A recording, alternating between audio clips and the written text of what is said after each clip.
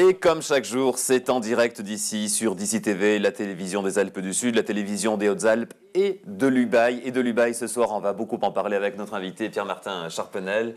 Bonjour, merci d'être avec nous. Bonjour Jean-Marc. Merci de prendre un petit moment pour nous parler de cette magnifique vallée de l'Ubaye, qui est l'un des bijoux des Alpes du Sud.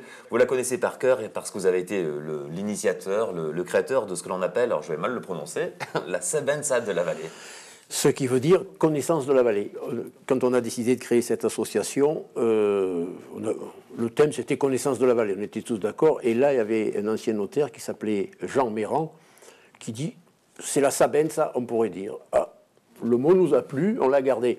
Ce qui est un peu un handicap parce que finalement, les gens pensent que c'est la sagesse ou autre chose. Non, c'est la connaissance de la vallée. En prononciation, ça donnerait quoi? Sabenza de la Valléa? Sabenza de la Valléa, avec l'accent occitan ou patois ou provençal, je veux dire. Ouais, voilà. Alors, on est très content que vous preniez un moment avec nous. Vous nous avez apporté plein de choses, plein de films. On va se régaler. Ça va aller de la création des stations dans la vallée de l'Ubaye aux fortifications, au Mexique et à plein de sujets. Vous nous avez apporté également quelque chose dont on parlera tout à l'heure, une vraie merveille qui est là, qu'on garde précieusement. Pour l'heure, on va parler d'un premier sujet qui concerne cette belle vallée de l'Ubaye, les fortifications. Ça fait partie des éléments très forts du patrimoine, on va dire global, des Alpes du Sud, mais aussi de la vallée de l'Ubaye. On va regarder quelques images. Je vous propose de commenter un petit peu ces spots, si je puis dire, de patrimoine. Alors là, on est sur les fortifications. Là, c'est des Tournoux. On vient de voir une cloche en fonte. Là, c'était le Roche-la-Croix. Et là, c'est encore le site fortifié de Tournoux. Voilà, ça, c'est la ligne Maginot des Alpes. On n'est pas loin du col de l'Arche, hein, c'est ça? Voilà, dans la Haute-Ubaye. Ça, c'est toujours des détails de ce site fortifié qui est assez spectaculaire de Tournoux. Sachant que la vallée de l'Ubaye qui commence à Saint-Vincent-les-Forts, ou la Tournoux encore, Saint-Vincent-les-Forts, jusqu'à la frontière italienne, on a tous les types de fortifications à travers les siècles jusqu'à la ligne Maginot, ce qui n'était pas connu, et la plupart de ces sites fortifiés sont maintenant visitables. Alors, tout au long de cette émission, on va d'ailleurs voir des images de caméras embarquées, pour pas dire la marque, qui remontent toute la vallée de l'Ubaye. Cette vallée de l'Ubaye, elle commence à l'ancien village d'Ubaye, d'ailleurs, oui. Voilà, qui est sous l'eau maintenant, dessous le Lozé, pas trop loin du Sos du Lac. Et puis elle va donc jusqu'à, d'une part, le col de l'Arche et d'autre part, Saint-Paul-sur-Ubaye. Saint-Paul et après le col de Garce et le col de l'Arche, oui. Une magnifique vallée qui fait partie donc qui est le cœur finalement des Alpes du Sud, très tournée vers le département des Hautes-Alpes. On y revient souvent sur ce sujet. Je crois que vous êtes de ceux qui disent bon, tôt ou tard, il faudra bien regrouper tout ça, non? Oui, j'étais longtemps attaché aux Basses-Alpes, d'où nous sommes issus, sachant qu'on est provençaux chez nous, de par la tradition de la transhumance essentiellement. Et puis finalement, le commerce aussi se fait le long du fil de l'eau. On suit l'Ubaye et la Durance. Mais économiquement, il faut bien reconnaître que c'est une vallée qui pourrait très bien, si un jour il y a des restructurations de départements, ce dont on entend parler. Alors nous, les Hautes-Alpes, ils veulent nous rattacher à Rhône-Alpes. Oui, alors là, non, parce que nous, quand même, on a toujours resté provençaux. Et quand la vallée de l'Ubaye a été rattachée à la France, le tricentenaire a été fêté l'année dernière, en 1713, l'idée, c'était de dire que les Ubayens voulaient à tout prix être rattachés au Parlement de Provence et surtout pas au Dauphiné. D'ailleurs, il y avait une chanson, ou je ne sais plus, qui disait... En provençal, des gens du Dauphiné, libérez-nous, Seigneur. Des gens du Dauphiné, libérez-nous, Seigneur. Alors l'Ubaye, c'est plein de choses, hein. Vous allez le vivre tout au long des années qui viennent sur d'ici TV. Il y a beaucoup de particularismes en Ubaye, dont un particularisme un peu atypique, celui des risques. En ce moment, il y a une expo à Barcelonnette qui explique justement tous les risques naturels qui se posent en Ubaye. Et Annick Berger, qui est d'ailleurs une Ubayenne, s'est rendue sur place. Le territoire de la vallée de l'Ubaye est considéré un territoire à 5 risques et c'est beaucoup. C'est presque le maximum qu'on peut avoir en France. Une exposition pour alerter sur les risques naturels et mieux les prévenir. Alerte, c'est le nom de l'exposition à la médiathèque de Barcelonnette dans la vallée de l'Ubaye qui se tient jusqu'au mois d'avril. Avalanches, mouvements de terrain, crues et inondations, tremblements de terre et laves torrentielles. La vallée de l'Ubaye fait partie des vallées les plus à risque en France en termes de risques naturels.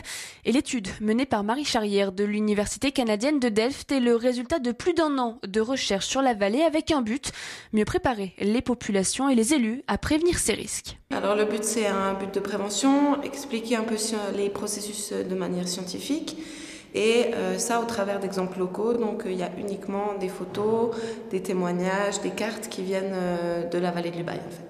Une exposition ouverte à tous qui traite de tous les thèmes sous forme de panneaux ou de démonstrations. Alors donc on explique les types d'avalanches. Donc on a 3 grands types en fonction de la manière dont l'avalanche se déclenche. Ça dépend souvent du type de neige, ça dépend aussi de la période de l'année. On parle aussi donc de comment les avalanches se déclenchent.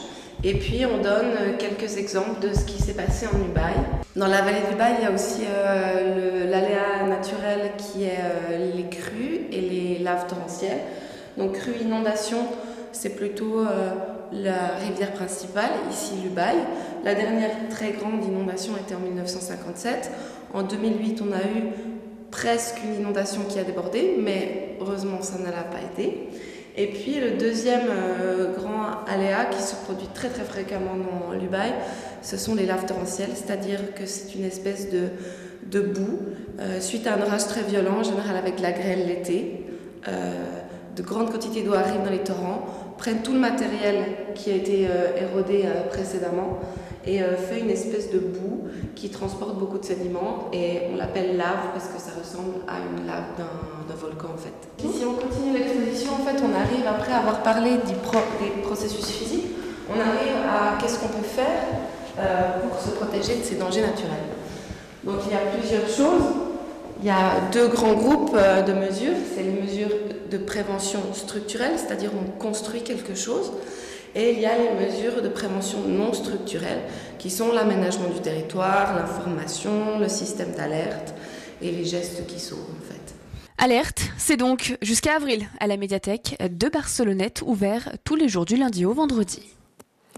Voilà pour cette exposition très intéressante qu'on pourrait transposer à beaucoup d'autres vallées de notre territoire. Il y a d'autres sujets, par exemple, comme le passage avant Saint-Paul, là où il y a toujours ces éboulements. Il y a eu des travaux très chers, d'ailleurs, engagés par le Conseil général. Oui, il y a les gorges de la Ressole. Du côté du col de l'Arche, c'est la Rochaille, avec des éboulis sur la route. Mais les Ubayens ont toujours vécu avec des risques comme ça. Ils s'en sont, je ne dis pas adaptés, mais il n'y a pas dans la conscience des Ubayens le souci de dire on vit un pays dangereux. Ce n'est pas le cas. Une anecdote, l'ancien maire de l'Arche, M. Lombard, se rappelait très bien lorsqu'avec son fils Pierre, tous les deux quittant l'Arche en 2 chevaux pour venir à Barcelonnette, quand il y avait un éboulis, tant qu'ils pouvaient pousser les rochers pour faire passer à 2 chevaux, ils poussaient les rochers. Voilà la mentalité un petit peu qu'ils avaient déjà. Des vrais montagnards. Voilà. On va en parler tout au long de cette émission avec Pierre-Martin Charpenel, notre invité. On se retrouve dans quelques secondes sur DC TV.